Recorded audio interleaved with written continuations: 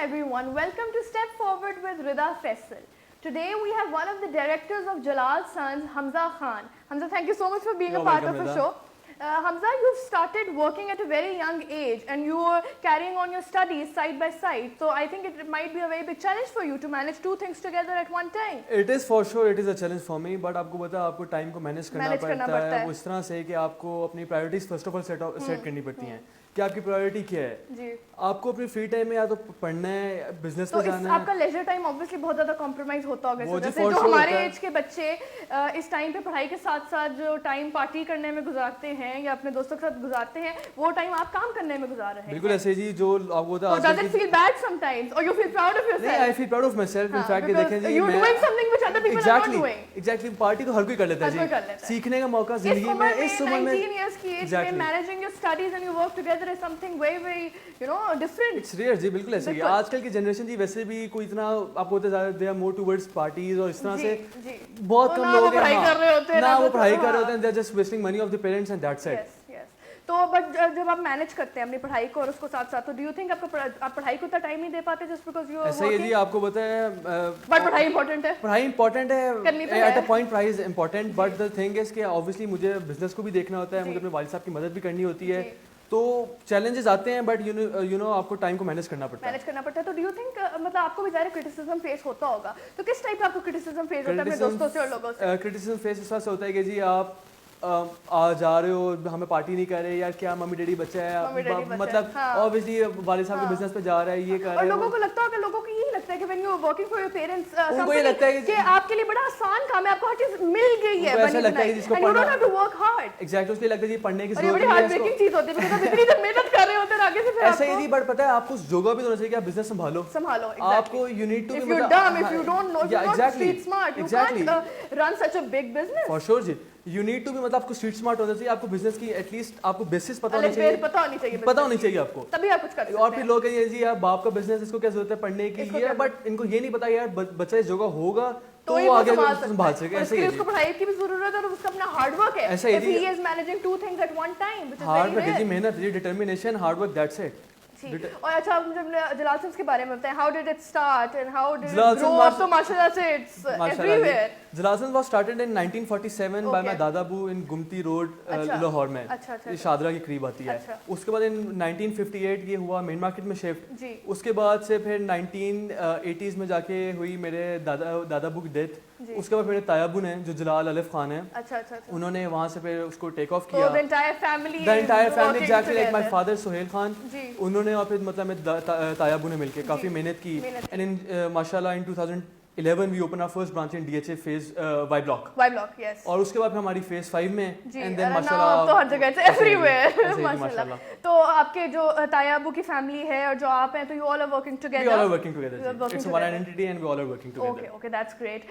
तो और उसके अलावा आजकल I think लोग बहुत ज़्यादा कॉन्शियस हुए हैं जब बाहर से खाना मंगवाते और चीज़ें करते हैं कोरोना वायरस की वजह से, तो आपने क्या क्या मेजर्स लिए हैं to deal with it? It's a very challenging time for everyone for sure. अब देखें जी वायरस इस तरह से है नहीं कि आप कहें जी इधर नहीं हो सकता, आपको भी हो सकता है, मुझे भी हो सकता है, मैं पता तो है नहीं but to be on the safer side हमने अपने स्टाफ को कहा है या किसी को हल्की सी खांसी है मास्क ग्लव्स कैप्स इवन के बिकॉज़ हर जगह नहीं है, हर जगह नहीं है। बहुत सारी बेकरीज में जाएं people are not taking care, they are wearing gloves and everything. अब मैं उस दिन पता नहीं किधर गई थी किसी मार्ट में, उन्होंने वो सैनिटाइजर गेट लगाया हुआ था लेकिन वो बिल्कुल खाली था, उसके अंदर कुछ नहीं था सैनिटाइजर गेट। हमें सैनिटाइजर गेट हमारी सारी ब्रांचेस में इंस्टॉल है और प्रॉपर वाला चलता है प्रॉपर वाला। उसके अलावा दरवाजे पे हमारा सैनिटाइजर लड़का खड़ा होगा जो टेंपरेचर आई नो अभी I went to Jalal 2 days back और वो मैंने कहा मैं भी गाड़ी से लगा कर कहते नहीं मैम आप भी लगाएंगे, वो कंपल्सरी है and we are following all this जी जी वी आर फॉलोइंग। और आई थिंक आप लोगों ने वो भी वो कर दिए, वो जो बैनर्स लगा दिए हैं वो भी लगाए जी, मतलब हमने बनाई है लोग टच ना करें, एग्जैक्टली टच ना करें और हम मतलब एग्जैक्टली सोशल डिस्टेंसिंग को मेक श्योर करें कि बट आपको दैट टाइम कस्टमर इतना बोलता है कि जी हम मतलब हम मास्क नहीं अफोर्ड कर सकते। आई थिंक ये पाकिस्तानी हमारे जो है ना ये नेचर है जी, ये नेचर है, इसको हम कुछ नहीं कर सकते। बिल्कुल ऐसे ही वो अगर आप उनको इत्तेहाद करने को कहो तो वो माइंड कर देते हैं, वो लेने लग जाते हैं। वही आपको बता रहा हूं कि वो कहते हैं हम मास्क नहीं अफोर्ड कर सकते जी, मतलब आप हम कहते हैं हम आपको फ्री ऑफ कॉस्ट दे रहे हैं मास्क देने से कि नहीं जी हम क्यों पहने, हम वो अपनी बेइज्जती समझते हैं मास्क को पहनना। एग्जैक्टली मतलब भाई आपकी भले के लिए कह रहे हैं। बात पता है क्या जी, बात ये है कि लोगों को समझ यार अगर खुद नहीं आपने चाहते नहीं आप दूसरों का ख्याल कर लो, बट उस तरह नहीं करते जी।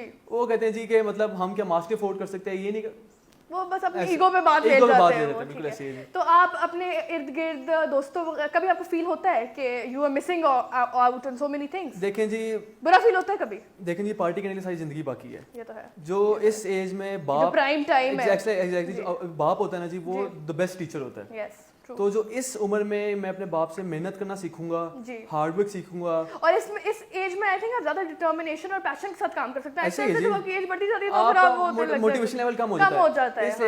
इस एज में जी आपके पास आपको इस एज में सबसे बड़ा एडवांटेज होता है कि आपके सर पे कोई टेंशन नहीं होती है, तो आपको एब्रप्ट आइडियाज आते हैं जी, और उनमें से कोई आइडिया भी आपके बिजनेस में आपके लिए हेल्पफुल होता है जी। आगे जाके आप you get married, you have so many other distractions going on in your mind, you can entirely focus on this. Exactly जी, ये मसला है उसका।